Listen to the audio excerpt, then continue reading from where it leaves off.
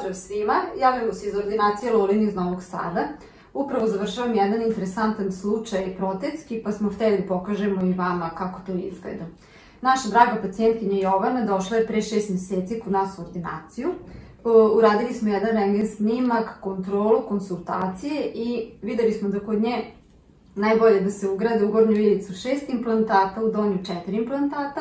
To smo i uradili u julu mesecu i pacijentkinja je od tada pa do sada, dok nismo završili ove zube, nosila privremene proteze. To je nekih 6 meseci. Sada je došla da završimo konačno i da zaokružimo ovu priču. Tu je nekih 10-ak dana i danas je dan kada završavamo i predajemo njoj zube.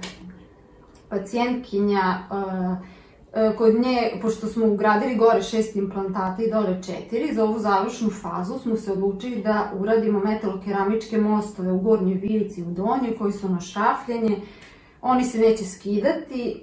Izašli smo u susret pacijentkinjinoj želji da to bude najbelja boja zuba i iz naše palete koje koristimo, to je neka Bleach 1. Ispunili smo njenu želju i sad ćete da vidite kako to izgleda.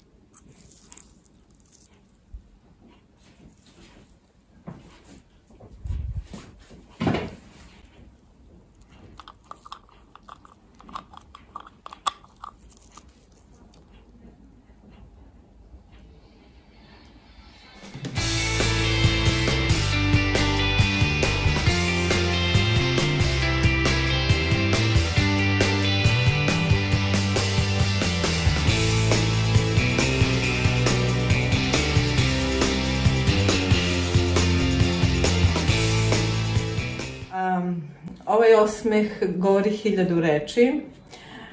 Moj prvi strah je bio doći ovde i boriti se sa tim saznanjem da li mogu da bilo šta uradim još na svojim zubima. Posle sam saznanja da ja mogu, imam dovoljno kosti da ugradim implante. Bila sam prezadovoljna. Ništa nisam osetila, nikakav bol, ni vađenje, ni ugradnje implanata.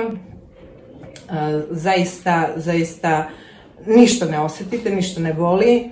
Hvala doktoru Srđanu Lolin, hvala mojoj Dušanki Radak za ovu prelepu estetiku, hvala celom timu koji se potrudio da ovo izgleda ovako kao što izgleda. Mislim da je ovo najlepši osmeh na svetu. Divan osmeh.